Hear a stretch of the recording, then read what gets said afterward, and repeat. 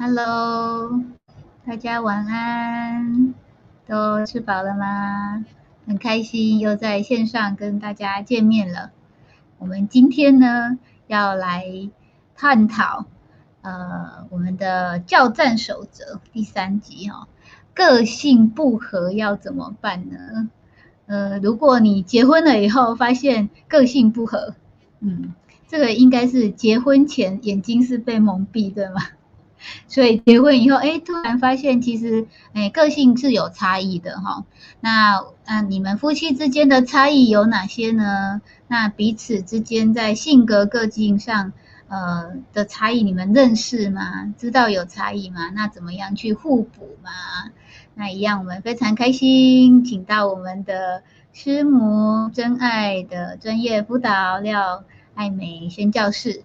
来到我们的现场，我们先欢迎他出来。好 Hello，好，大家好。是好，你们都好吗？很好。今天曼谷下大雨，今天曼谷下大雨真的是很厉害哦。你有没有淋到雨啊？没有很神奇。我们很早就下班，对，一路上我们就是有遇到下大雨的，然后也有遇到没有雨的，然后其实还蛮顺利。可是知道有很多地方正在淹水下大雨这样子。对呀，对呀，我女儿回来的时候就发信息给我，她说：“妈，下大雨了，倾盆大雨了，门口大风大浪。”对啊，很神奇。有时候是开到某一个地方，然后发现，怎么这一个区有特别大雨，然后过了2分钟以后，突然又没有雨了。在曼谷有这种神奇的，对呀。这个会不会？你对，这会跟我们的，这就想到我们那个个性不合是吗？突然之间好像很顺畅，很顺畅，然后到某一个地方，突然又发现，怎么跟我不合呢？其实应该就是说，结婚前就知道了啦，就不太一样，然后就期待说结婚后会改变，就像上次很多人都会觉得会改变，是不是？但是发觉到，怎么不会改变呢？好像不像你要按一下就出来了。对，那师母跟牧师在结婚前有特别针对个性这个去探讨，因为我觉得我跟我先生好像没有特别针对个性这个方面辅导，就是被婚姻辅导这样子。因为我们有婚姻辅导嘛，可是我们那个年代呀，你看38年前呢，那个年代什么都没有。对呀，但是不过那时候我们是加入那个学院传道会啦，所以他们有时候还会提醒我们做一些个人的测试、性格测试，所以大概都知道对方是怎么样的个性。等于说机构里头给同工有一些的测试，所以我们大概知道，但是没有做什么婚前辅导这些还没有，但是有讲到婚姻观，至少给自己打个针啊，预防针啊。至少会有做那种个性测试，知道说其实这个是应该是所谓是不一样啊哈。对啊，就是说不一样，知道说他是慢，我是快。有可能会造成摩擦，这样事前就知道了。而且大家又是同工嘛，那工作上面更加的彼此了解，说他工作的形态、他工作的个性、他的做法、他的作风，那从旁边这样看，他跟人家互动，大概多了解了。对，不同一般夫妻是没有一起工作嘛。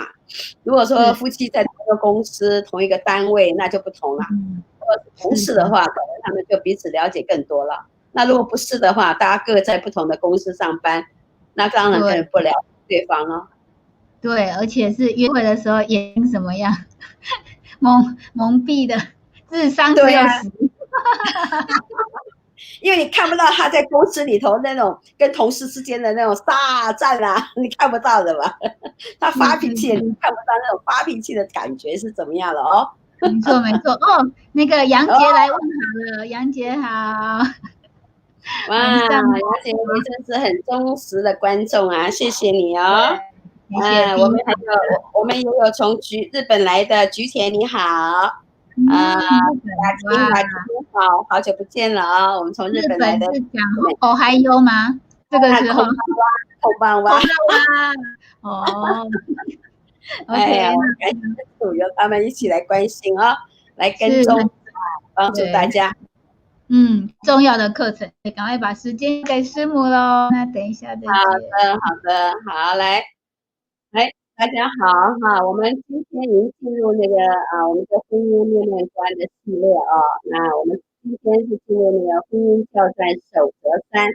那教战不是教大家跟老公老婆打战啊，是教大家怎么样为婚姻为家庭征战保持大家彼此的合一性啊。那我们现在进入那个个性不合怎么办？那我们刚才讲说每个人的个性有所不同嘛那这是我们未来几个礼拜都会分享的部分还记得上礼拜我们讲到说那个差异悬殊，然后我们请了刘夫妇他们上来分享他们夫妻的差异。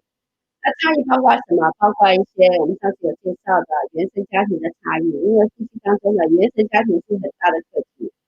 如果不了解对方的原生家庭的时候呢，你可能就无法去了解，更加无法去掌握把握说我的配偶是什么样的背景的那如果你还不知道的话，你可以回头看，但是我们后面还会有好的资料发送给大家的那我们今天要讲什么呢？个性不合怎么办？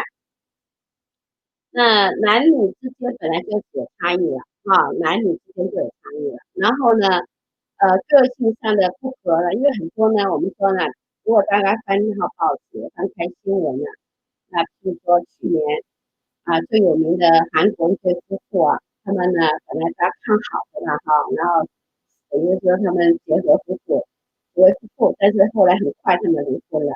然后他们离婚的原因是什么？他们离婚的原因是个性不合，就要离婚。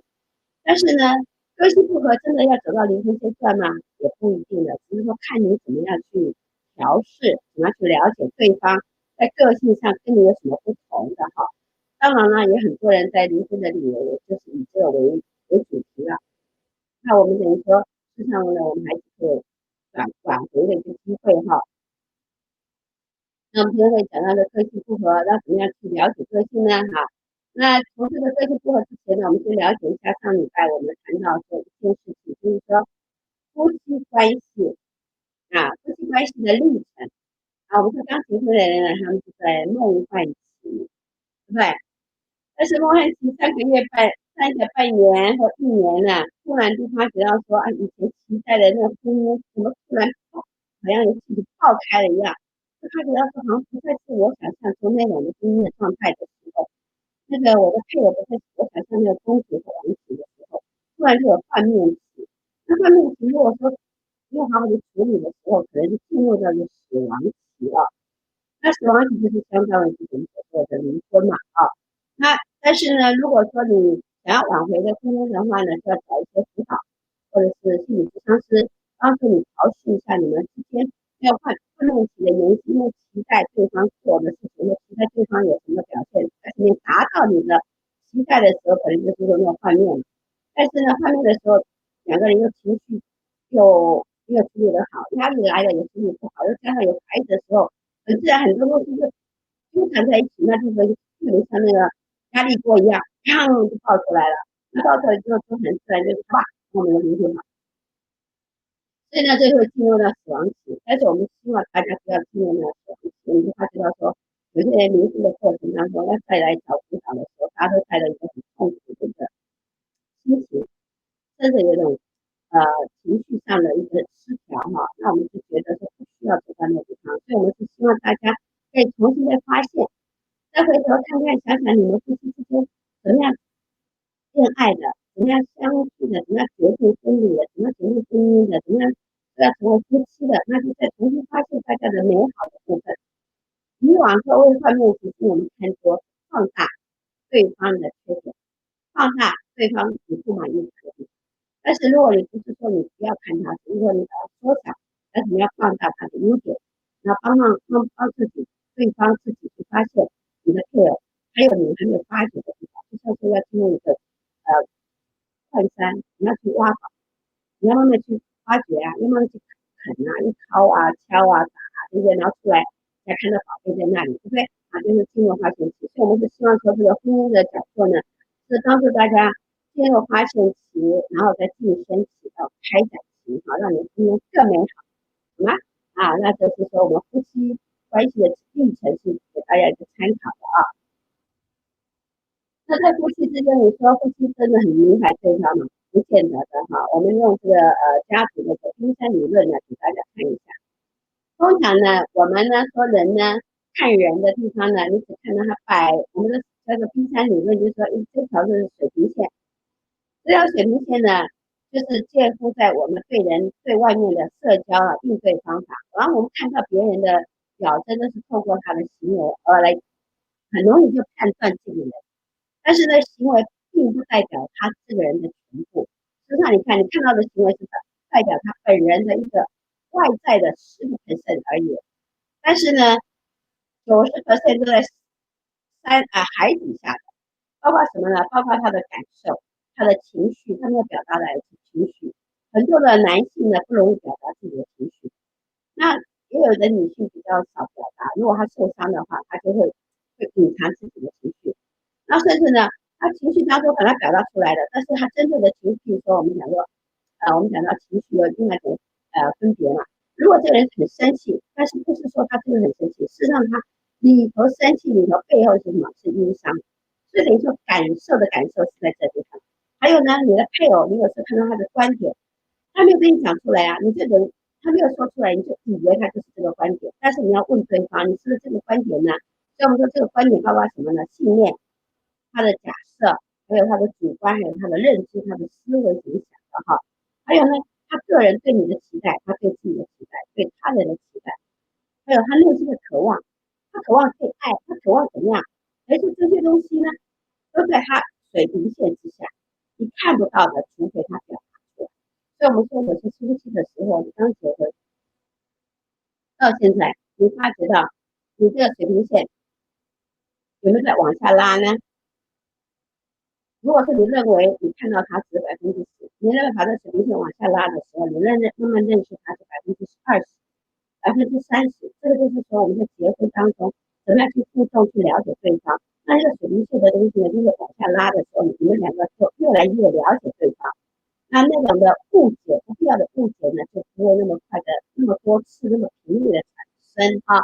所以这个冰山理论是给大家，我再把这个东西再浓缩给你们看一下这个冰山理论就是我刚刚说的那个比较大的图那这里呢就是比较简单的告诉你了，我们看人的行为就是10%是外表所显出来的，但是行为呢，怎么样会产生一个行为呢？实际上他内在的感觉的情绪，如果他感觉情绪没有出来的话，他只是有个行为给你，但是并不代表100%是他的情绪的表征出来的行为。比如说他会打人，那是他的情绪的表征的行为，但是他内在的价值观有没有察觉到？还有他的经验，他为什么会在那一刹那会生气，或那刹那会捶墙？事实上，可能他过去的经验有受到创伤的地方，可能他就会影响到他的行为出来的所以我们说，在夫妻之间的这个冰山理论送给大家，你们好好去思想，你们跟夫妻之间的互动关系。有些时候我们比较容易看到外表的行为，但是要往里头去看，他内在很多东西没有出来的，90%你没有看到不要太快就下结论那这个就是说给大家来看到了那你们希望你们大家了解。那我们说呢，夫妻怎么样？我们今天的主题是呢，个性不同怎么办？对不对？夫妻大不同，你们夫妻的相同性在哪里？你觉得你们如果说你已经有配偶一起来听的时候，你会讨论一下你们夫妻相同性在哪里？喜欢我们有对夫妇上次有来讲过呢他们夫妇很喜欢对吧？钓鱼，就是很喜欢去钓鱼，所以他们的相同性在兴趣相同。那相似性呢？比如说他喜欢吃什么样的东西他喜欢跟你做什么事情是相似的，还有他跟你不一样的不相似的，还有他对你什么独特的，男的女的，我们说一男一女他的独特性甚至说他在家中你们相同性相似性，就是说你相同性的话，你是在家中是老大，他也在家中是老大，那你们好像很相似，都是做老大，或者是说大家不是排行不是老大，可能老二、老幺不同的，所以可以你要去想一想看，你们夫妻之间的相同和不相同，相似和不相似，或者你的独特性是什么，需要大家去发掘两个人都是很美的两座矿山，你怎么把那矿山去挖掘出来，就挖好呢？就是这个意思那我们在帮助大家复习一下上礼拜讲到说妇女的那个男女的差异性男女的差异性。我们说男人呢像水牛，他一想到水牛会想到什么？努力耕耘然后在田里头慢慢的耕耘，很辛苦的做然后他不管那个他身上的那种泥巴这些他都无所谓的，因为觉得出汗嘛，他就觉得舒服但是我们女人不是女人呢要像蝴蝶一样，所以为什么女人爱打扮要化妆要这个漂亮衣服要去买衣服，就像花蝴蝶一样，对不对？男人呢像梯子，做一件事情就是我们上楼梯去，上到楼梯去，不要左拐右拐就一直往前去了。但是女孩子呢不是的，女人是要绕圈圈的绕圈圈转来转就出去了那男人像什么？像方格饼，四四方方的就是很干脆。女人来说像炸酱面，大家吃过炸酱面吧？炸酱面就像说一个面缠着一个面，然后还有一些馅等于说它连接一直连下去的所以你说这是男女的差异。那你的配偶是哪个呢？当然也有男人是不觉得但是很少了那也有女人是水牛了表现出来这样，但是大部分我先讲的是大部分好，那我们说男人跟女人大不同呢，他们谈话的差异在哪里呢？男人呢谈的是事务国家大事、政治，很少女人会谈政治，但是也有那女人是比较多谈感受。哎呀，虽然是谈政治，两个人谈的政治不一样。男人就是高言大论的说，哎呀，这个美国川普怎么样怎么样怎么样？那女人谈到，哎呀，我觉得呢，川普的太太，哎呀，她穿着怎么样？女人是会制作这个东西的，男人才管你这些东西，对不对那男人呢，他简报他就说有什么事情你告诉我，1、2、3谈重点的，对不对？女人不是哎呀，你要跟他说慢慢说他说出来讲了很久，他才讲出重点的所以男人女人要懂得，有些男人不懂得女人，女人也不懂男人，所以我们今天这两样给大家看。女人的角度呢，你知道你是过来的，你知道你是重过程的，你知道你是重视交流的，你是为什么而但是你想看你的配偶，你的丈夫，他是跟你很不一样的。他讲话呢要浓缩的，他不要太长了，他不要细节的，他不要重点的，他看你的结果就可以了。他讲话解决问题的，他讲话呢有理由。你说话要谈不是告诉我什么理由？女人不是不是的，我要跟你谈话嘛，我要想跟你说话嘛，你就说吧。所以就是男人女人之间的不同，对谈话的差异也很多。所以男人也是一样，有些时候男人会把女人当作是男人来看的，会把女人当作男人来说话的，所以有些时候常常都有误差我帮助一对夫妇我突然看到他老婆在讲电话，他老婆在讲电话，两个人就是没有交集了。因为男人、女人在感受，男人在说事物，这两个就是穿过而已，好像是平行线穿过而已，但是没有个交集，所以他们谈话无法达到一个共识性所以就在这个地方然后呢，我们讲到刚我最早的讲到什么原生家庭的差异，你们彼此了解对方的原生家庭。我上次有讲到在婚前辅导的时候，婚前教育的时候，讲到原生家庭。那如果你还不知道的时候，我要这边进行解说一下原生家庭的差异我们之前请了不少的弟兄姐妹朋友上来分享他们夫妻的那个差异，其中的原生家庭最大的差异一个家庭是军人家庭，一个家庭呢是做生意的家庭，一个家庭是很大的差异的那譬如说我是台湾出生的，那我的先生呢是香港人，他在家里呢，跟他妈妈讲的是潮州话，他跟他兄弟姐妹讲的是广东话。然后我呢，我在家里呢是跟我爸爸讲华语，讲国语。那但是呢，有时候我跟我的祖父母呢讲闽南话。那后来我嫁给他了，我就必须要学什么？我就要学广东话了。但是呢，我要跟我婆婆讲，我讲潮州话，我讲闽南话。所以我们的原生家庭的差异在语言上就有差异，还有饮食上的差异也不同呢。他们是熬汤不熬汤，我们家呢是滚汤，所以有时候刚结婚的时候，他知道说我滚汤，他说你这滚汤什么汤啊？不像我们广东人的熬汤煲汤，所以为了要让它口味好一点，我们学习煲汤啊。所以说原生家庭的差异是很多的，你们彼此了解嘛？如果说你是异国婚姻的话，那更大差别很大了那我两个女婿都是外国人一个是美国人，一个是瑞士人。那我们两个女儿呢，跟他们结婚呢，他们也有些差异要适应的那当时他们母语是英文，那我另外女婿母语是法语还有德语这个是它的差异是蛮大的，对不对？但是呢，我们说原生家庭差异包括哪些呢？给大家看一下原生家庭包括哪些呢？好，我们说呢，原生家庭呢，送给大家5个原生家庭包括角色的定位，你的丈夫在家里排行老几？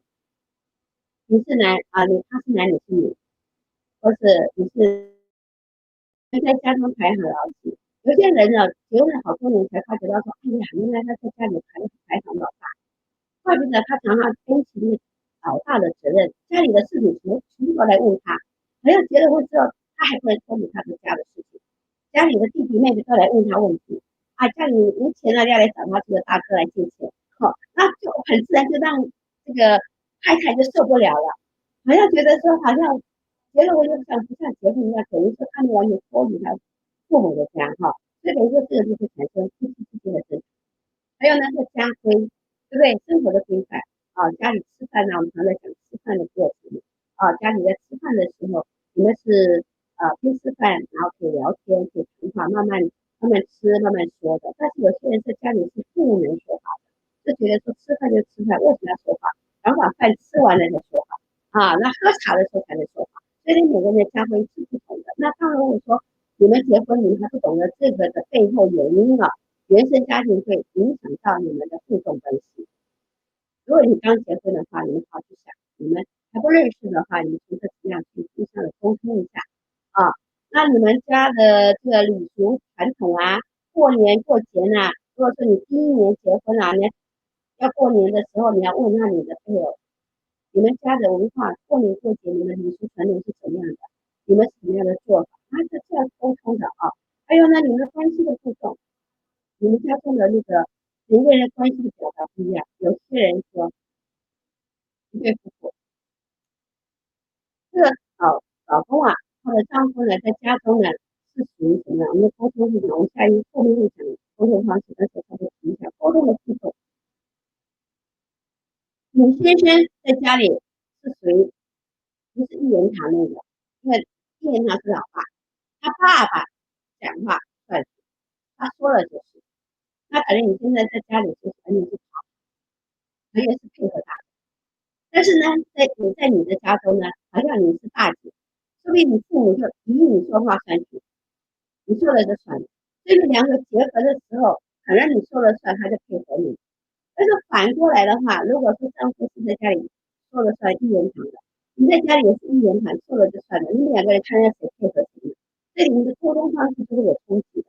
所以你要去了解你们每个人对自己的原生家庭，你们的沟通方式是什么呢？然后呢，还有一个宗教信仰到了宗教信仰如果是不同的话，很多时候有人结婚，通常呢比较不会想到宗教信仰，但是呢，这宗教信仰是很有不行的。譬如说你们刚刚彼此相爱你说你是拜佛的你是伊斯兰教的你是基督教的，有些人刚开始不觉得这是很重要的，但是要结婚的时候呢，就发觉到开始不一样就是结婚的时候你们谈论这个部分的话，可能是宗教的信仰的生活方式，他们要求什么拜拜到庙里头去烧香拜佛就像呢每个礼拜天要去教会要参加活动那伊斯兰教呢，他们呢一天要祷告5次然后他们有斋戒月的时候要继续祷告所以说这个宗教信仰，如果你不了解的时候，你就会放在一起的时候，又增加你们夫妻之间的一个冲突懂吗？所以说了解彼此夫妻的原生家庭是很重要的等于说帮助你们这5个 R 你们彼此之间的关系是怎么样呢？然后稍微跟你讲一下排行啊。如果你还不了解的话，给你看一下。不好意思哦，插怎么样？播一下，因为有人反映就是声音不是很清楚，那可以请戴耳机呢？那我要稍微离开一下，你插播吧。这样可以。好，啊，插播没有戴耳机，好，OK，那我去拿耳机了，等一下。好，可以。不好意思哦，插播时间。那我们要来做原生家庭的投票表决吗？好，你在你家是排行老几呢？我们有在现场的观众哦。刚才那个杨姐有说，今天的课题很实用哈、哦。确实，我们在婚前如果能够做到这个功课的话，真的可以少掉很多的冲突哈、哦，甚至是闹离婚，对吗？好，然后对，还有来跟我们打招呼的美华姐，晚安。好，那有人要投票的吗？有人要告诉我们吗？你觉得如果你已经结婚的，那你的原生家庭有什么不一样呢？然后，如果你还没有结婚的，你会想要特别想要对排行有什么样子的要求吗？好，我们再回到我们的直播现场。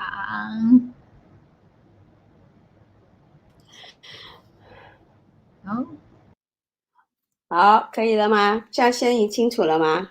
对不起，我刚刚讲的太投入的，发裂到声音要怎样做？啊，对，声音可以吗？可以，这样很好。哦，这样很好了。哎，很好。我这讲的太投入都忘记了，还好有这个后台的资源啊，提醒我了啊。好，那我们再回到，可以了吗？可以了啊。好，那我们再回到这个排行啊。我刚刚就讲到嘛，排行呢对自我的影响是很大的。我们要彼此认识一下，你在家中的，你配偶的，你自己是排行老几啊？那一般的老大呢是属于比较自律的，比较追求完美的，比较自我期许高的，他们比较成就高，因为父母呢对老大通常有很高的期待。如果说家里好几个孩子的话，老大常常就是父母说，孩子弟弟妹妹都让你管了，弟弟妹妹交管你啊，妈妈很忙啊，爸爸很忙啊，你就帮忙照顾，对不对？老大大部分都是这样子啊。那中间的人呢，就很在意别人看法了，寻求人际关系愿意接受新事物，随和有弹性啊。那老幺呢，比较注重创业，有冒险精神，缺少责任感跟自信。那机会分子怎么说呢？我们说那个老二呢，我是排行老二，但是我又做老大，是不同的啊。但是老二呢，他们会怎么样子？他们就是说，他们呢，通常就是他的衣服都是穿老大的。如果老大是男的，他也是男的，那当然就接收了。如果老大是女的，老二是男的，那就不行了嘛。但是同样是老大是女的，同样性别的话，老二永远就是穿老大的衣服，对吧？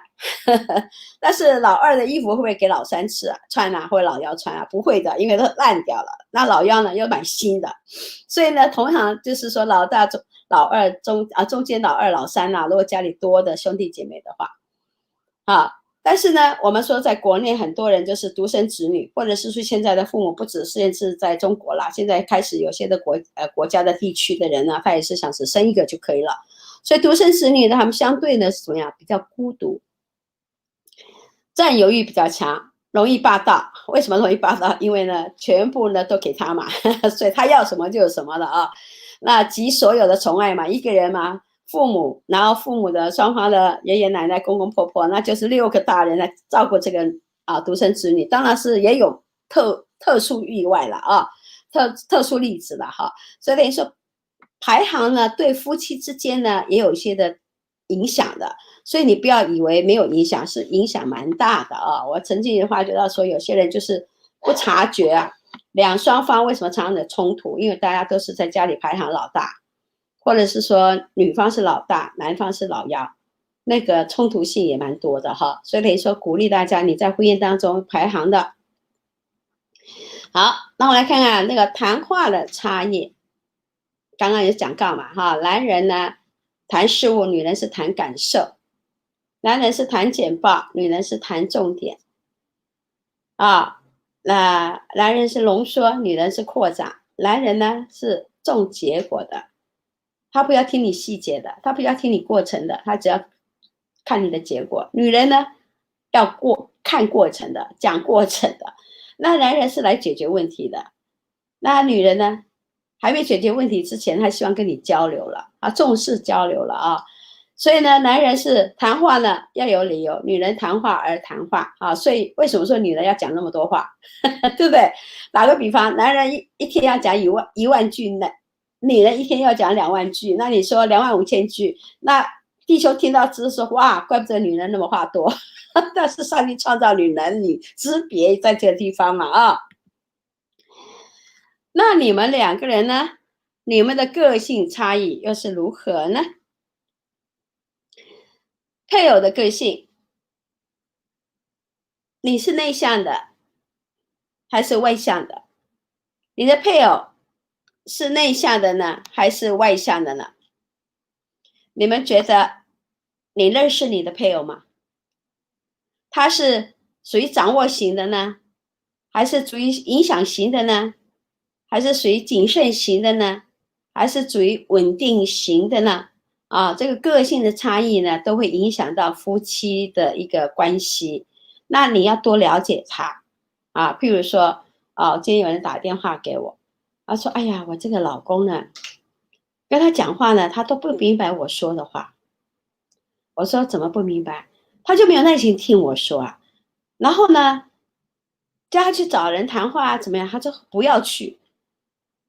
那我说你呢？他说去找他谈话是很简单的事情。我说对，你认为你很简单，但是你对你的老公不见得简单啊。所以相对是什么？他是比较内向的，你是外向的，你可以跟人谈啊，天南地北可以的。但是你老公呢，你也躲在家里看书的。好，所以等于说我们有些时候要去了解你的配偶，他的个性是什么。那我们当然有些很多都个性的测试啦，啊，那测试型在哪里呢？我们今天就没有发动，因为我们现在不是在现场讲课啊。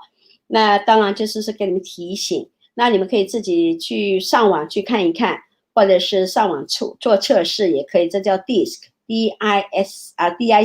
啊。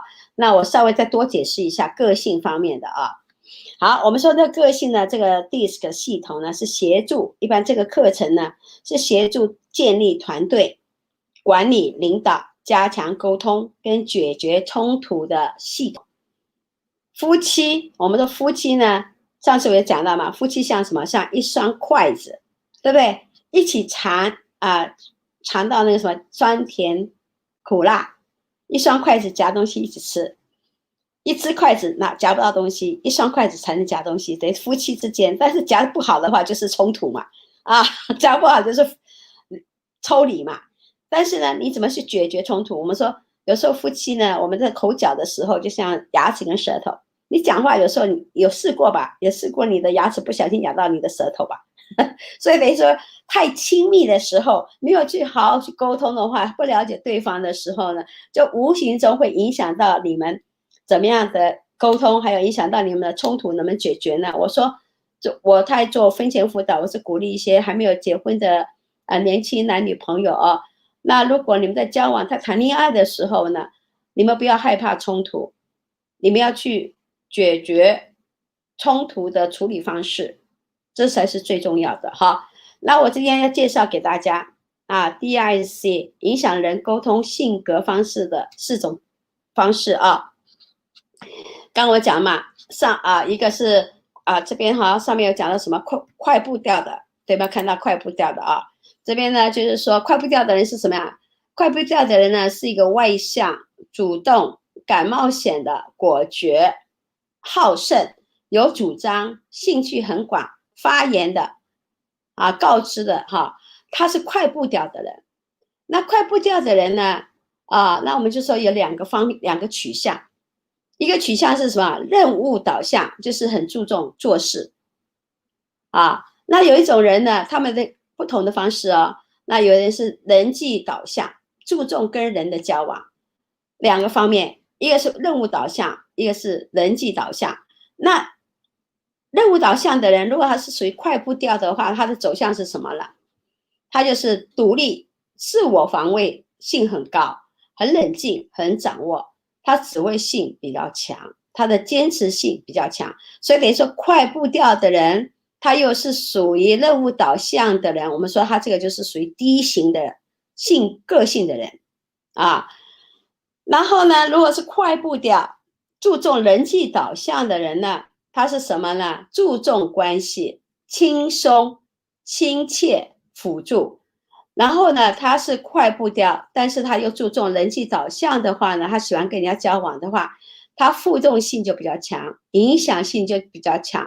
所以我们说他就是 I 啊，一个 D， 一个 I，OK， 这是不同的啊。那另外一个呢，我们来现在讲慢步调的吧。慢步调的人是什么？是被动的，回应人的，躲避风险的，审慎决定事情的，乐意跟人家合作的，动作缓慢的，关注特定领域的，聆听发问的。他是快步调的人都会有这样的特质。但是同样的，慢步调，对不对？慢步调的人有下面的特质。那慢步调的人，如果他是属于任务导向的话呢，他就是精打细算，重视时间，偏重事实，欠缺耐性。所以这慢步调的人取向任务导向的话呢，他就纠正性比较强啊，严谨性比较强，他就比较容易会纠正别人，知道吧？那慢步调的人，如果他注重人际导向的话呢，他就比较容易凭感觉啦，看重大家的意见的，弹性运用时间，比较随和嘛，因为他跟人际关系嘛，他是人际导向的，所以呢，辅助性比较强的，温和性也比较强的啊，所以呢，他就是说 S， 所以这是 DICS。那 DICS 什么意思呢？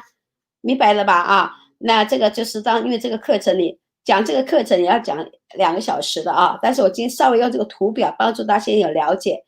你的配偶是快步调，是属于 D 的快步调，还是属于 I 的快步调，还是属于 C 的慢步调，还是属于 S 的慢步调？那你们要去看一下啊，这个也是可以测试的啊。那因为我们不是在现场做啊，那我们只能说这样稍微解释。那以后有机会我们再帮助大家啊。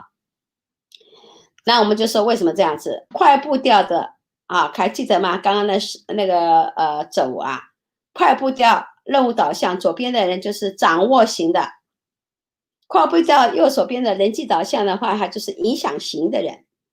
那慢步调人际导向的话是稳定型的人。那慢步调的人事物导向呢是谨慎型的。好，再给你们回看一下啊，好，第一呢就是掌握型的。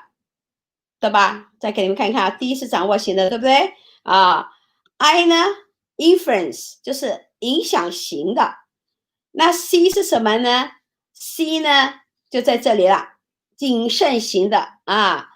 然后呢 ，S 是什么？稳定型的，对不对？好，所以给你们看一看，你到底你的配偶是什么样个性的人呢？你们结婚多少年有没有看得出来呢？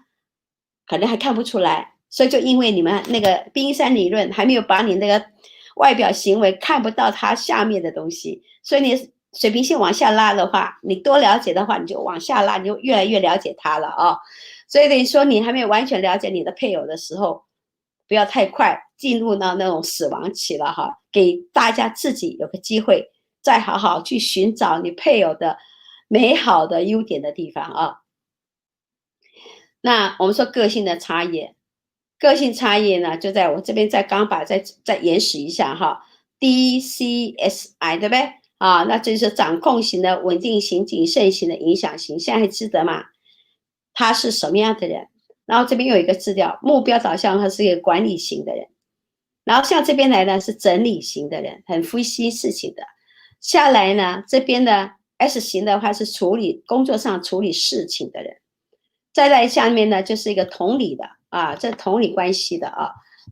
我再给你们弄一下下啊，这个大家不晓得了。OK， 好，那这个同理型的啊，比较同理性的哈，所以等于说个性差异在这边方。那你们自己有什么的问题呢？啊，那当然我还要介绍个性差异知多少，怎么办？那事实上呢，我们以后还有一些机会告诉你应该怎么办啊。但是我今天还会跟你们说一下啊，那个性差异还包括哪些呢？啊，因为我今天介绍的就是提供给大家有这些的渠道，有些这些的问卷，可以帮助你们双方。如果说你没有做过婚前辅导，没关系，你们都结婚了，你们可以做婚后辅导。那你可以找有关人士哈，比如说当然你们有机会来找我也是欢迎啦。但是如果说你们那边找不到我了，可能要飞过来啦。啊，当然也有啊，你知道上次以前都有人特别从中国不同城市飞过来泰国来做测试，来请我辅导他们啊，这是他们飞过来，不是我飞过去的啊。好，那我们说呢，除了个性之外，习惯性的思维模式、情绪反应跟行为惯性的性格特质，你看这边我就有3个东西了。DISC 就是刚刚我说的，还有另外一个呢，这个 MBTI 啊，就是帮助你的思维模式、你的行为习惯啊，这些东西帮助你们了解夫妻的关系。那我要介绍呢，就是我的强项的部分，我就会介绍这个叫做9型人格了啊。那如果住在这个泰国地区的朋友们、弟兄姐妹们啊，给你们好消息啊，我们10月会有个退休会，欢迎你们加入啊，来参加哈。我们就会介绍这个9型人格，帮你测试的啊，那是实体的啦。好，那这个9型人格9型人格是帮助你认识什么？啊，9型性格，我们讲说个性的差异，这是讲性格的差异。每一个人都有他的特质的。我们说上帝创造人有男有女，但创造的时候，人呢，每个人都有他的不同的形态、不同的性格。那这个性格呢，事实上在从原生家庭的时候就已经产生了。那有些时候他就想，哎，为什么这个人啊，比如说，为什么这人那么追求完美，不容许有一些差错，不是黑就是白，那我们就说他就是比较是属于完美的啦。那有种人是属于那种很乐意帮助别人的，助人为快乐之本的啊，那是助人型的。那有些人是追求成就的，很有目标导向的，做完这个计划就要计划，做一个计划，一直做一直做，很在追求，不能容许失败的啊。那有些人是浪漫艺术型的，他就是比较情绪很丰富的啊，比如说那些演艺人员啊、歌星明星啊，他们就是属于浪漫艺术的，他们的情感很丰富的，他们用他们那种艺术表达出来，所以我们叫做浪漫艺术型的哈，比较很看自我的啊。那思考型的人，他这人呢就是比较不被控制的，他就是活在自己的那个思维当中，活在自己的寻求呢研究当中啊，他不理人的，他的时间呢无法控制的啊。那还有人是忠诚的，他对老板对他的配偶很忠诚的，但是当他老板不是让他信任的时候，他会反的啊，会反权威的啊，他会很多疑的哈，很多虑的。那有些人是喜欢玩乐，人生要好玩，所以他想享受人生的各样的一个经验啊，他享受世界上最新的 model， 手机最新的 model， 他是第一个会去拿的，会去买的啊。还有一种是领小，出生就是一个很有领导型的人，但是领导型人又是怎么样的呢？啊，还有人呢，一生追求和平，他不愿意跟人家冲突的，他不愿意跟人家看到人家冲突，他就要做一个灭火器的呀。啊，不要啦，你不要吵架啦，这样等于是要做一个和平者。所以呢，这9型人格呢，我今天是好像很简单讲出来，但是里头很多的内容很有预示的，帮助认识你自己，也帮助认识你自己的配偶，同时也帮助你认识你的周边的朋友、你的家人、你的孩子啊。所以说，每一个人的性格有所不同，每一个人的个性有所不同，那你怎么去分辨呢？那就是要来测试啦。那就是来听这些讲课啦啊，欢迎你们啊！我们等一下会再继续报告给你们听，我们后面有什么的活动啊？那如果在泰国人呢，都欢迎来参加。那你愿意来的话，如果说泰国的机场开放了，我也欢迎你们飞过来啊。OK， 好，那我们来看看啊，夫妻之间，有人说我们夫妻之间是完全不一样的，是相克的。哇，那相克的话，不是互相刺对方吗？啊，互相互相好像刺猬一样嘛，在一起取暖。你看刺猬是怎么样？刺猬本来敌人来的时候，它的刺就冲不出来了。但是两个人在一起的话，你刺我，我刺你，但是还是要取暖，怎么办？那就是互补嘛。你会有相克，但是你怎么把化相克为互补呢？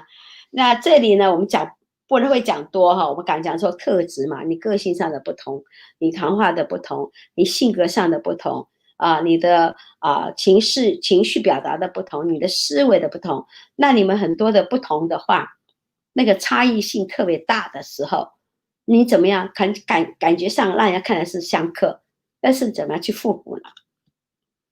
我跟我先生两个人呢，我们刚结婚的时候，刚刚我们在前面在讲嘛，我们那时候那个年代，我们结婚38年，那个年代我们没有婚前辅导，那是因为后来我们工作，后来退下来就到婚姻机构去工作，那婚姻机构也帮我们做一些性格测试，当时他们性格测试，他说哇，你们两个很大不同，绝对大的不同。他是慢拍子，他是慢步调，我是快步调。你们还记得刚刚讲的，一个快步调，一个是慢步调。通常是男生快步调，女生是慢步调。那我们家是反过来的，我是快步调，他是慢步调，是做事做事还有那个性格了，还有讲话了哈。那当然，很多人认识王牧师的人知道他真是很慢的，我是快的走路他比我快，我走路比他慢啊。思维说话，我想的比较快，我说话也比较快。他想比较慢，他说话比较慢啊。然后呢，你说我们两个感性吗？我比较理性，但是感性一些些。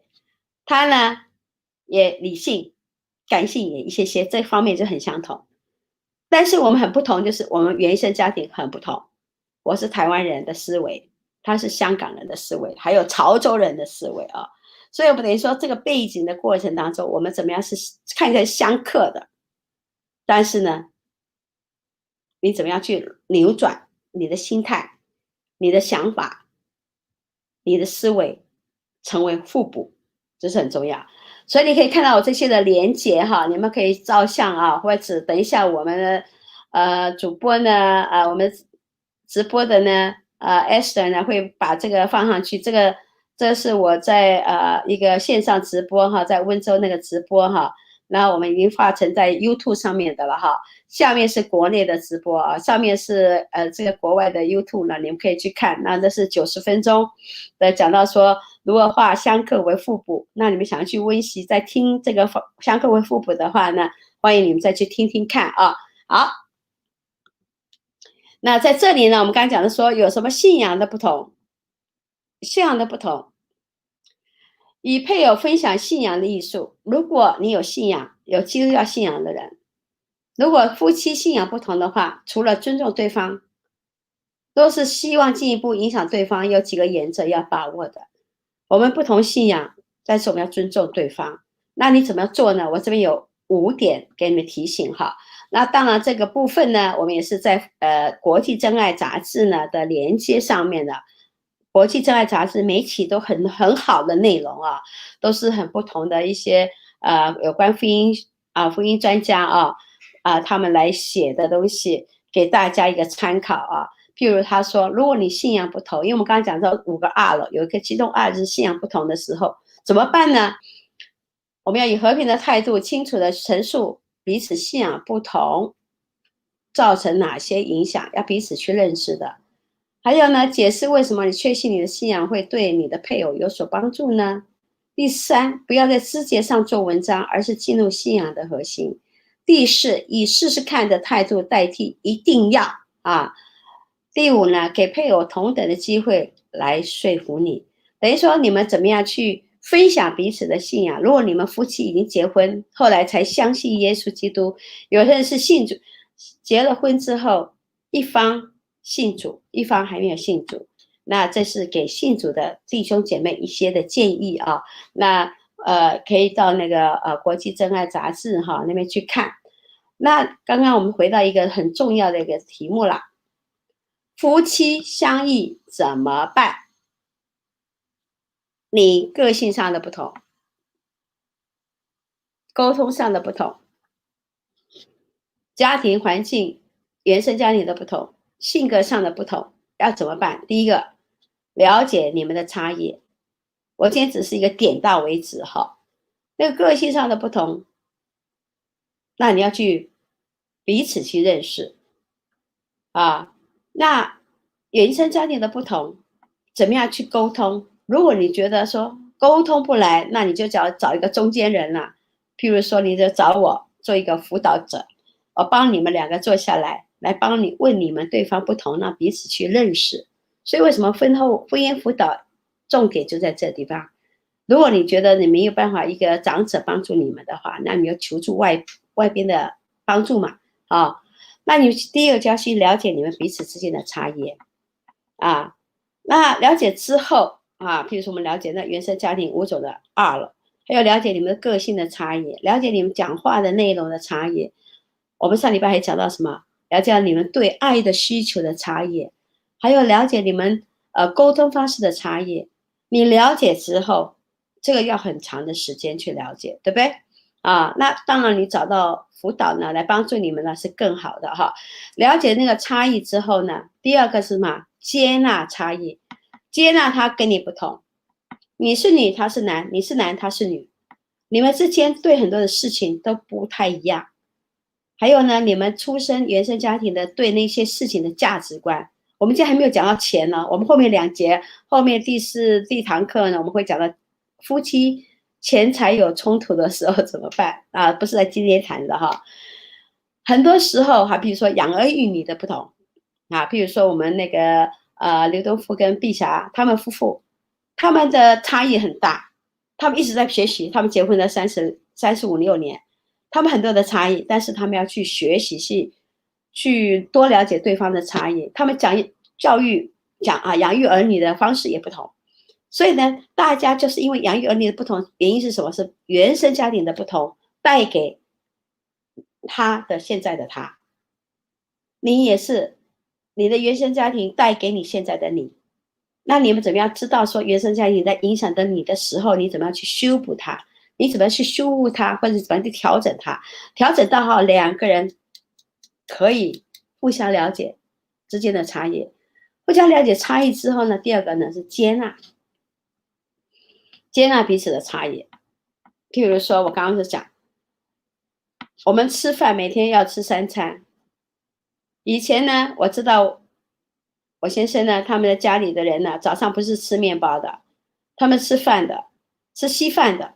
我从小到大，我爸爸在我们家里就是吃西式的，喝咖啡，喝牛奶，吃吐司，加鸡蛋加奶油的，所以我们的早餐的吃法都不同了。那我们怎么样去调试我们那个饮食的问题呢？还有呢，他不喜欢我的滚汤，他希望我熬汤煲汤。为什么？对我来讲，熬汤煲汤浪费瓦斯，浪费时间，等于说我的时间就是金钱。他不是，他说慢慢熬啊，他们家就是熬这样子。所以呢，我了解到说，哎呀，我跟他不同差异，但是我嫁到他们家了，我要必须调整我自己，所以我就去买了很多的食谱，怎么样熬汤啊，哎呀，怎么样蒸鱼啊？我们台湾很少蒸鱼的，哎呀，我就要学啊。那了解之后，我要接纳他们跟我不同，那我就要去接纳他跟我的不同，知道吧？接纳之后，因为如果你了解，但是你不接纳，你永远没得解决的方案。第一个你要先了解，第二个你才能接纳。接纳之后呢，你才能做调整嘛。比如说我跟我婆婆住在一起，我接纳我婆婆早上她不喜欢吃面包的，她喜欢吃那个潮州粥的，或者是广东粥的，那我就要接纳这种的差异，那我要调试一下，配合他们，啊，不忍是官司我喜欢嘛，对不对啊？那调试自己，然后配合他们，那就看出双方的。从一个角度来讲，他们都知道我个性很倔的，很犟的人，但是呢，因为有上帝的爱，把我的犟脾气扭转过来变成软的，我要配合他们，柔软呐，所以在调试，我也在调整我自己，那我调整配合他们哈。还有呢，需要差异，有些时候你不要说那个差异不好，有些时候差异就等于我们互补啊。譬如说，我也在讲的说我是快的，我先生是慢的，但是呢，他是读文的，我是读商的，我的数字比他好，所以呢，我需要他的文字，因为他是读英国文学的，所以有些的文字啊，一些编辑啊，我要写东西的时候，我都完全都要请他帮我校对的。但是呢，数字的东西，他说搞不懂了，你想着头痛了，数字你管。所以两个的差异在哪里呢？我们彼此需要，婚姻当中彼此需要啊，等于是说，你不要觉得你的差异，你们俩之间的差异都不好。事实上，有些时候上帝就是配合，就是刚刚好，互补嘛。你补他的不足，他补你的不足，就在这个地方，很有意思的啊。所以我们就说，等于说那个差异，我们需要去欣赏。我们需要那个差异，我们要去欣赏对方跟我的不同。当你会欣赏的时候就不一样了。好，我会欣赏说我先生是广东人，但是广东人潮州人，然后有些时候你知道吗？我潮州人的文化，我不晓得你有没有接触潮州人了。潮州人讲的潮州话跟我闽南话就不一样。潮州人讲话呢，就在形容一些事情呢，说哇，好吃，很好吃就好了。他说好吃死了，好假细。冷很冷就好了，冷死了，寡戏哇！我说每个字都有死字，我就听起来很不舒服啊。但是后来发觉到这是一个文化，所以呢，我就慢慢的欣赏啊，等于说无形中他们的表达是很贴切的。我不要用我的文化来评级他们的文化哈，所以等于说我们夫妻之间的差异呢，我们要懂得怎么样去调试，用欣赏的方式，用幽默的态度去欣赏。你们夫妻就会越来越恩爱了。你们有没有想到，是不是跟你夫妻跟你先生是来听这个东西呢？好，来，恩爱夫妻成长守则今天是讲到第3课而已啊。那我也是希望呢，这一篇呢，你们还没有听过的，我也希望你们听了第3课差异的东西。你怎么去彼此欣赏了？那在这里呢，就给大家的建议，第一个，每天呢播出一段的时间，彼此好好的沟通。上帝给我们24小时，你能睡觉，保证你睡觉8个小时吗？你可能睡觉5、6个小时而已。那你的时间怎么编排？你工作，你说早上7点出门去上班，然后到了下班呢5、6点回到家也是7点，你几乎12个小时在外面。那7点到晚上11点睡觉，你还有5个小时跟你的配偶在一起。那5个小时，当你配偶在一起，你们还没有小孩的话，好好享受你们5个小时，怎么样去经营它很重要。这5个小时当中，你最好拿1个小时沟通，或甚至2个小时，每天有一段时间沟通，这很重要的啊！不要给自己找借口说：“哎呀，我们没有时间，哎呀，我很忙。”时间是在你手上啊。你怎么样去管理它是很重要的。第二个，避免累积未解决的冲突跟怒气。圣经常讲，含怒不可到日落。他就说，当你一天呢生气很多的时候，到太阳下山之前，赶快把生气呢情绪处理掉，不要累积。累积的话，有一天你就不要像压力锅，砰就爆开了，其他人都会受伤的。有没有看到那火山爆发？火山爆发的时候呢，岩浆砰砰砰砰，到处喷喷到谁就受伤了，谁就烫伤了，是不是？好，所以避免累积未解决的冲突跟怒气，好好处理它，不要让情绪过夜，情绪过夜会发酵的。这个是提醒你们自己。第3个，经常满足彼此对爱的需求。夫妻，我们上次讲了夫妻的真爱之花。你有友情了吗？你们有爱情了吗？你们有激情了吗？然后有亲情的关系，亲情只要你们是夫妻，那个亲情是关系不会破灭的，对不对？那你们友谊，你们有一个友谊的基础，那有两样就是爱情跟激情。有些时候夫妻呢结婚久了呢，爱情跟激情的都是很快熄灭了，所以呢还是要保持满足彼此对爱的需求，很重要的，很重要的哈。因为婚姻呢是你人生最后的成长的机会，婚姻呢是要一生的去经营它，直到你吸的那口气。第四个，追求自我的成长，彼此保留健康的空间。有些时候我会鼓励大家，当夫妻在一起太密的时候，可能大家需要有喘息的时间。有些时候你可以拿出半天的时间给自己出去走走、散散心，给自己一个调整，追求自我成长，或是学习课程学习一些的成长啊。我们说呢，婚姻呢是不断的学习，人呢要一生要不断的学习，学习各样的东西，帮助你提升你自己啊。第五个，肯定对方的天赋，肯定对方，神创造每个人都有他的才干，相信他。你还没有发现到的时候，你好好祷告，为你看到他的特征，他的天赋，提供平等发展的机会啊。第六，维持彼此的友谊，帮助彼此成长。我跟牧师两个人就是轮流在学习的。这段时间我就说，那时候我说好，我这时候他说你去吧，我一年就跑2次，上半年、下半年我出去1个礼拜学习，帮助我成长。然后他也去学习，所以我们学习之后回来，我们就互相刺激，然后互相给对方说，我学到什么，我跟你说，你学到什么，跟我说，帮助我们互相一起成长啊。以至于我们的眼光呢就不用那么狭窄，不要眼光一直注着对方的缺点，死抓不放，那是跟你自己过意不去。所以我们要眼光宽大一点，然后更加多大包容一点，多接纳一点啊。所以帮助对方彼此成长很重要的。第7个，维护生活中的关怀网。生活中的关怀，我要关心你的家人，关心对方的亲戚朋友，关心对方的父母，关心对方的弟兄姐妹，互相关护，还有关护你周边的朋友，增加你的关护。不要只是说因为你们夫妻2个人是一个家庭了，但是偶尔呢也要去跟外面有一些接触的哈，很重要的。第8个，发掘现阶段生活中的挑战跟机会。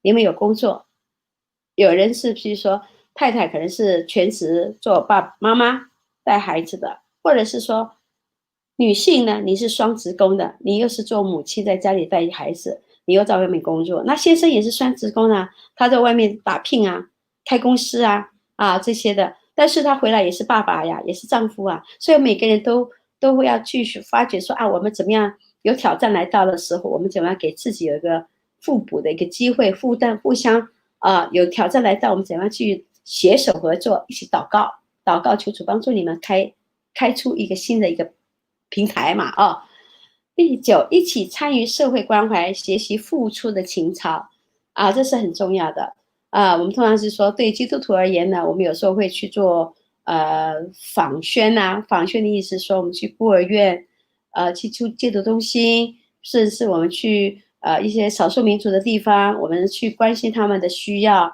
还有孤儿院，然后我们学习付出嘛，因为耶稣说什么施比受更为有福我们付出事实上你是得到的，你看不到的，但是你得到了很充实的人生的需要。因为我们取自己社会，我们要用自己社会，我们能收到什么我们就要回馈嘛，回馈到社会上有需要的人，比你还弱势的人。第10，有相同的人生目标，共同投入信仰的探讨。在这里鼓励大家，你们夫妻呢每一年都要给自己设定一个目标，你们未来人生下年的目标是什么？2020年已经走到8月了，快要进入9月了，10、11、12还有3个月。事实上你们这3个月可以在想，你2021年你们一家人，你们的夫妇，你们下年的目标是什么？在这里鼓励大家给自己设定啊，这是给你们提醒啊。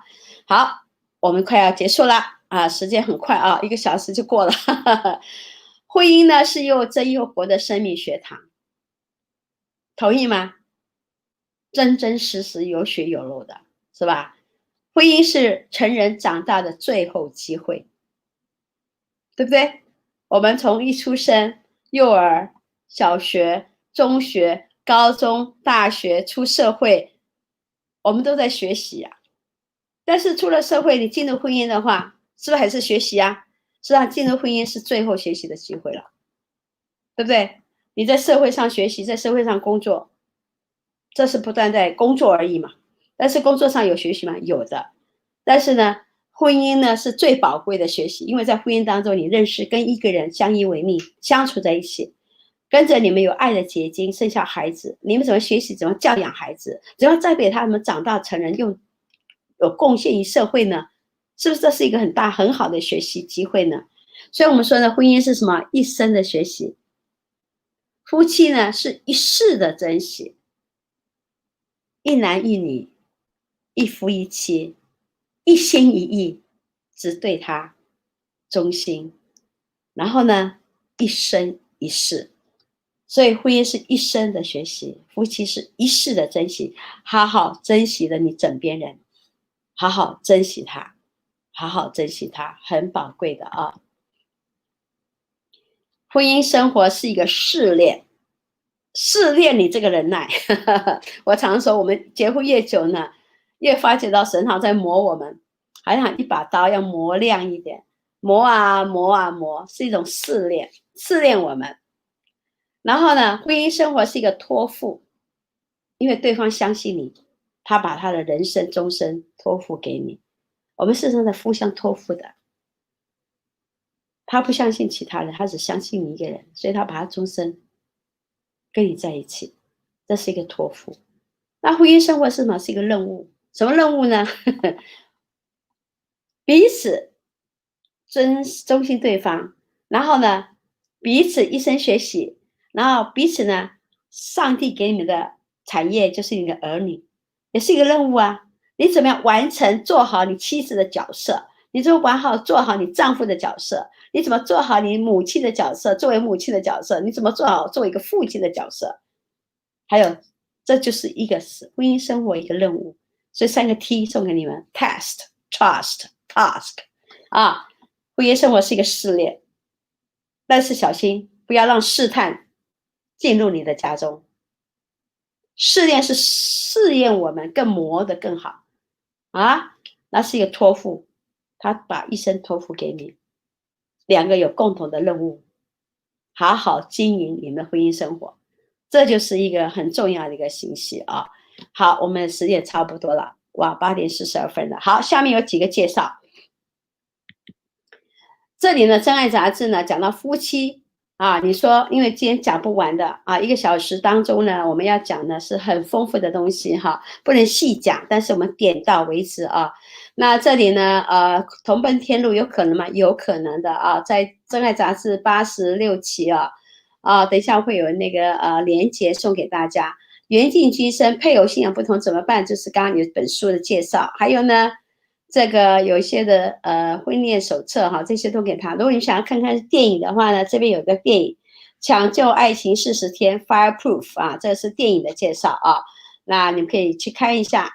然后呢，这本书呢，这个书跟着这个 DVD 呢，也给你们介绍一下这本啊，非别婚姻10大谎言哈。我最近上这个老师的课哈，他也在讲到单亲家庭，单亲怎么样帮助到，因为现在社会上太多离婚了，离婚之后呢，就产生很多的单亲家庭。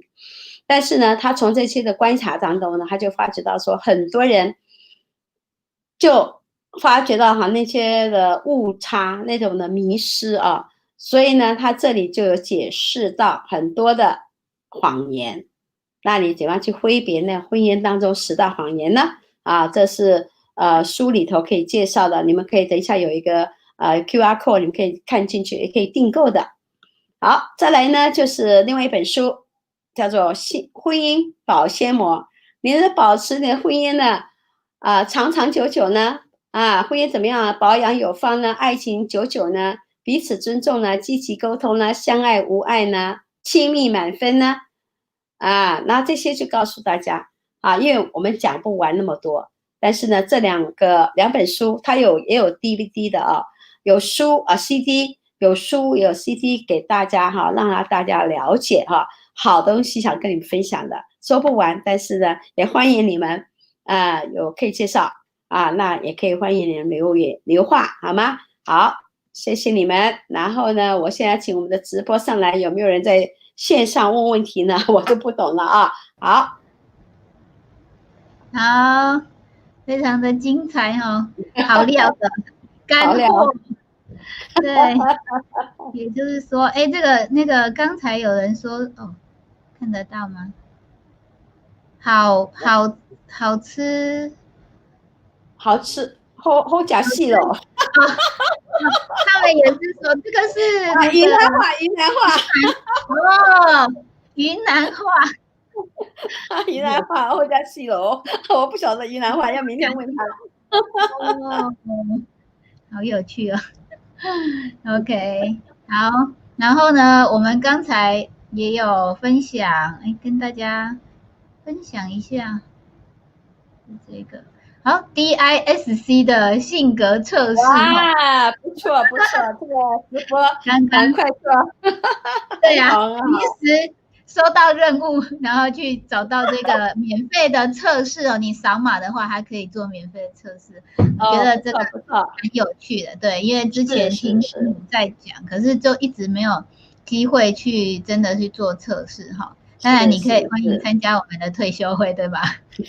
对可以得到完整的测试这样。好，那再来这个是刚才师母提到的，他在温州的讲座有化相克为互补。那在这师母的 YouTube， 那欢迎你们也订阅按赞就是可以常常有更新如果你的朋友是看 YouTube 的话，请他追踪师母的 YouTube， 那扫这个条码就可以看到这个影片。好，然后再来这个是刚介绍的86期的杂志，大家扫码也可以看到这个杂志。再来是下一个婚姻保鲜膜，这是一个有声教材，对吗？是，对，CT 片有12片，一本书。12片，然后加一本书如果是给开车的人很好现在发现在车上一边开车回家的路上或是一边听塞车的话题是最好。以前觉得塞车很讨厌，现在就觉得蛮有趣的，就是觉得可以听很多很多的东西，然后就觉得也很有成长就不会觉得塞车因为在曼谷已经是常态了，对吧？对啊，不塞车就有点奇怪，大概是今天放假就不塞车。没错，放假的时候最舒服这样子。然后所以这本也蛮好玩，因为他讲到为什么好男人跟好女人结婚以后就不太好，不太快乐这样子。是啊，对。那再来就是黄立勋老师是吗？他的对，也是有声教材是有声教材的。对，就是之前都没有。有5片的，它有一片是 MP3，有5片是 CD。哇，很棒就是早知道，早知道就好。不过现在知道也不晚。也不晚而且你们结婚才几年啊？你们结婚才几年还没有20年18年对啊，你看我结婚38年。对，因为我们没有临阵脱逃，可是我们不知道怎么面对的时候，就是如果有这个书帮助我们，我觉得会更清楚就是对帮助你们更加亲密。对，就是脱离谎言的。是。我发现他的书都卖得蛮便宜的，其实很值得去投资投资姻，对，就是存款。夫妻彼此学习很重要呀。真的，一起成长嘛，一起成长。对，所以刚才呢，我就问说，那个老公，我们人生目标是什么？应该师母说要有最后一个人生婚姻的目标，对吗？对啊，然后他居然说退休，我说退休，那退休做什么呀？退休一起去做那个志工服务啊，就第9项目。OK，对，好，很好，就一起去做，对啊，人生觉得蛮好的。然后呢，这婚姻真的是一个任务哈，是一个你的任务还没完成呢，好多任务还没完成啊。是啊，很有趣的任务。是挑战。对呀。那再来就是欢迎大家参加我们10月23到25号的退休会。如果你在曼谷的话，在泰国的话，对，然后会特别提到9型人格，所以呢，你也可以来到我们的真理堂跟我们直接联系。好，最后广告，好消息，这个是好消息。我觉得这个对父母而言这是福音啊。对呀，对，因为就觉得说，这个世代就是这个世代，有人就说，那这个本来就是一个数位的世代，那我们怎么样去从我们那个年代，然后接这个年代，然后怎么样去教养这一群新的数位小孩这样。所以，对，我们下个礼拜呢，开始有连续2周，请到黄敬斌资深媒体人帮我们讲2个讲座哈。那这个是师母的同学，对，因为我们一起在修博士课程嘛，然后他做这个数位，特别是做上网瘾啊，有些人落到那个网瘾里头走不出来的时候，然后他也帮助一些年轻人，帮助这父母怎么样去辅导他们的孩子啊，然后怎么走出来。所以我就跟他说，你倒不如人来跟我们讲座吧。因为他现在很多父母，譬如说最近那样子疫情的关系，那孩子都要进入用电脑上课了。对，用电脑上课之后，他有时候会偏一下，看一下，但不小心又有些广告叭出来了，没错，就把他们影响到他们带个另外地方去了，那可能影响到不对的地方去了，落进去了。曾经以前我在学校教书的时候，有一些孩子呢，就是用电话上网之后漏到什么赌博啊。人家踢足球啊，赌博啊，赌了一下子好几万块，父母都很讶异，说怎么会跑出去这样子？他就说，帮助父母，你要知道一件事情，怎么样去帮助父母了解？因为很多父母说他不懂，什么事情都要问孩子，所以等于说电脑的东西、internet 的东西，父母可能都不知道，那他也是帮助父母去了解。是真的，小孩比我们还懂哈，所以我们应该是。就是要怎么样去保护他们哈，这也是一个很大的学问，尤其是网络诈骗现在也越来越多哈。对呀，不只是小孩诈骗啊，大人也被诈骗啊，甚至骗钱啊，真的，对不对？这个就是防不胜防，几万开始到几百万都可能的啊。所以等于说，这个我们就是给帮助大家，我们是应世代的需要，我们特别请他来给我上网来跟大家讲座哈，然后觉得是帮助大家让大家可以给自己打预防针，也免得孩子落入那种的陷阱当中，他也不晓得怎么样去分辨，因为孩子不懂分辨，那父母呢也先了解一下会比较好对呀。对，我们真是要跟上时代了。对啊，因为进化太快了，现在还要进入5G 你什么叫5G 你还不知道？现在有人跟我讲，很多地方5G你不懂哦，所以说要请教他，所以可以请那些父母把一些问题先想好，下礼拜可以问他问题。真的好，欢迎你把问题先丢给我们哈。到时候我们就比较好来处理发问。是，对。那我们就很期待下一周一样时间7点半，曼谷时间7点半，对，但是一样在我们的线上见面哦。OK， 谢谢大家，祝大家有好的睡眠大家晚安。大家晚安，下周见。